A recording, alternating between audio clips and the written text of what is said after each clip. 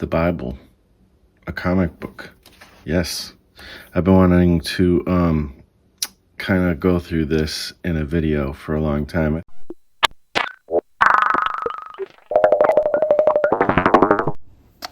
Really quick, just wanted to make a correction. I thought that this book was fully illustrated by Joe Kubert, but apparently it's not. I found out it's actually Nesto Redando, who is the main illustrator of most of the book. Joe Kubert did do the cover and the kind of other parts within it, like the parts where they talk about the facts, the biblical facts and stuff, which, you'll see in the video, but I just wanted to share. I just wanted to correct that and let you guys know before the video starts that I refer to the illustrator as Joe Kubert, but it's actually Nesto Redando, and it's really beautiful work. So yeah, this is a really cool book. As somebody who is a person of faith like myself, I'm a Christian. I believe in this stuff, so it's always cool to see a good representation of that in an art form you respect and love.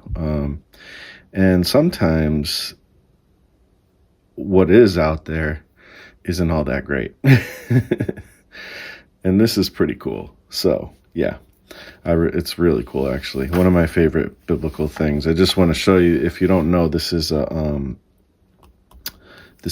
a treasury edition type of comic book put out by DC, and they're oversized. Here's another one I have, G.I. Joe #1, The Mighty Avengers. Maybe I'll go through one of those at some point. Let me know in the comments if you'd like to see that. And this is the regular size of a typical comic book. Got Black Panther #1 from my Jack Kirby collection. So you can see the difference of how big it is compared to a regular comic book. Pretty cool. Love these treasury editions because you can see so much, like you see the art, this beautiful art in a much larger size, and this cover is just epic. Moses, pretty awesome, pretty amazing. So yeah, let's go get into it.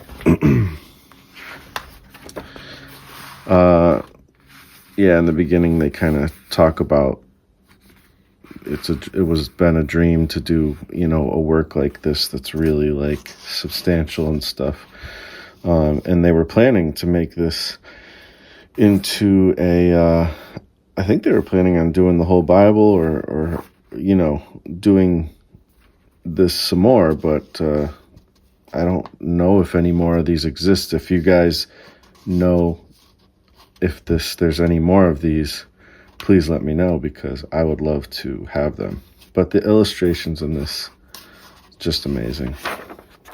So, Joe Kubert, founder of the Kubert School, legend in the comic book industry, is amazing. Great artist. The creation. Trying to depict this stuff is interesting, because I've tried to depict the creation, even abstractly, and it's like the words in the Bible for how the world was formed is a bit abstract, so it's hard to even know what to draw, but Joe Kubert does a fantastic job. Yeah, I love the textures and the lines and stuff as well, and all the creatures. It's pretty cool because artists, in this era could draw everything. And then man being created. And there's just so much good stuff. I love this whole landscape with the animals and the foreground, midground, background. Beautiful stuff. The font and stuff, and it's so cool to see it so large, I'm not sure who did what exactly. I mean, I know Joe Kubert did the art. And I'm not sure who did what with the other stuff. So here we go. I mean, look at this. It's beautiful. Beautiful work. It's amazing. This is like the serpent character, which, you know, in the Bible, it had feet. Look at this character. It's got like 1, 2, 3. Yeah, it's got 12 feet, but 6 on each side, which is interesting. Really cool character, monster design. I like that. It's like kind of like a dragon, but kind of different. Pretty cool. Oh no, there's probably more than 12 because there's another leg right there. So, yeah, maybe 7 on each side. And then this is the fruit, apparently. You know, the Bible, a lot of people say, like, the Adam's apple, and they talk about, like, you know, when Adam and Eve ate the apple. The Bible never said apple. It said fruit. So I don't know what kind of fruit this is, but... And there's that creature again. Love the symbolism of their, like, suddenly in shadow, and they notice their nakedness, you know. The fall of humanity, and then he is cursed. Satan is, or the serpent, because it's not Satan necessarily. It says the serpent in the Bible. He's cursed to crawl on his belly without legs. And then there's a divide between the Garden of Eden and them.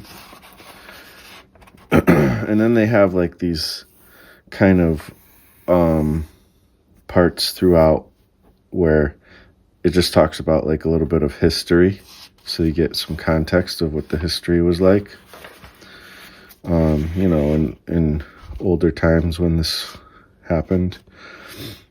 Cain and Abel story. I mean, just the art is so magnificent. I love it, and it's such a great depiction. It looks realistic. You get the emotion of the moment. It's really good stuff. You see like the symbolism too with the shadow, and good stuff. Beautiful rendering. The generations of Adam. So they kind of go quickly through some things. I think this is Enoch, yeah. Man, I love this. I love this stuff when they, you know, block out the foreground in one color. And a lot of times they do that in comics, and it's just like an effect to kind of show the foreground, midground, and background or whatever. But in this case, I mean, this is kind of more on the realistic side. You know, if they're in shadow, it would look like that, like in an alley or under a tent or something. So that's kind of cool. And then we got the Noah and the flood story. It really makes it like, this is one of the most, like, seems like realistic. Like, it makes it look more real or something. Like, it puts it, like, the Bible I feel like is real, but it's just like it puts it in the context of things that are it's like it puts you there, you know, in it, inside it. And then I love the scale, you know, showing the ark as they're working on building it, all the animals coming in.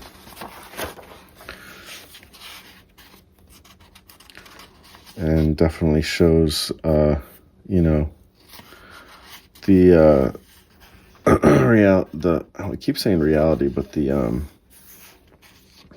severity, I guess, of the situation. Beautiful work. And then there's the ship as the waters are starting to go down. And this is such a beautiful spread right here. All the animals coming out. It's amazing.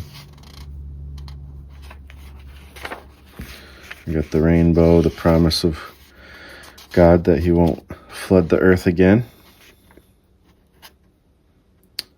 School days in Bible times. Bible feature. Pretty cool. So it sounds like they did, a decent amount of research as well to make this happen. The ziggurat, Tower of Babel.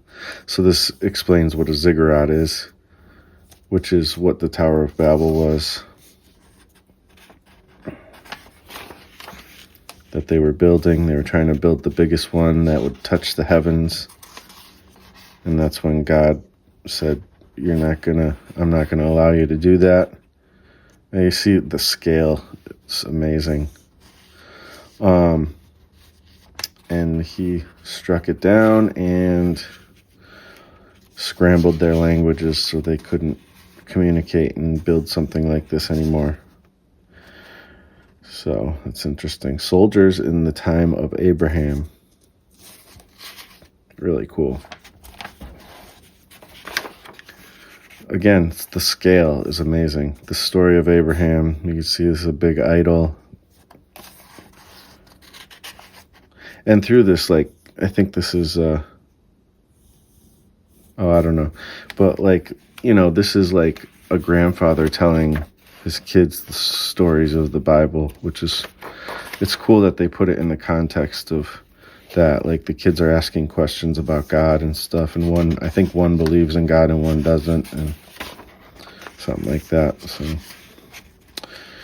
and we got Abraham and his wife, Sarah,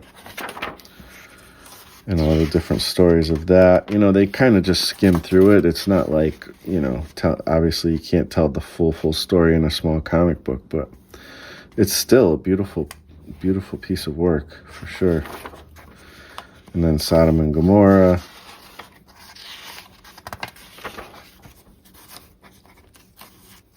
Yeah, this stuff is just breathtakingly great art and depiction. I love it. And, this comic pretty much ends on the story of Sodom and Gomorrah, which is kind of funny because there's not, a whole heck of a lot going on. I don't know. It's a story in the Bible, but it seems like it's a small story, and they really make it big, but they make it that way because look at this spread. It's amazing. When they're escaping Sodom and Gomorrah. It's certainly a significant event in the Bible, but, they're doing it because it's this is going to be the climax and the cliffhanger. And then Lot's wife turns to look and turns into a pillar of salt. And that's the cliffhanger. And then they have this end piece. That was great, Gramps. Oh, it's late, kids. That was great, Gramps. Next time, I'll tell you more spectacular stories from the world's greatest book. Please tell us more. So he was questioning about God, and now he likes the stories, I guess. So don't miss the next issue in our series, Stories from the Bible. And they even have a bibliography. So that's interesting. So yeah. Really cool. Amazing. Amazing book. If there is more of these, I need to get them, So please let me know if you know. Anyways, thanks for watching. Hope you dug that, and we'll be talking on the next video.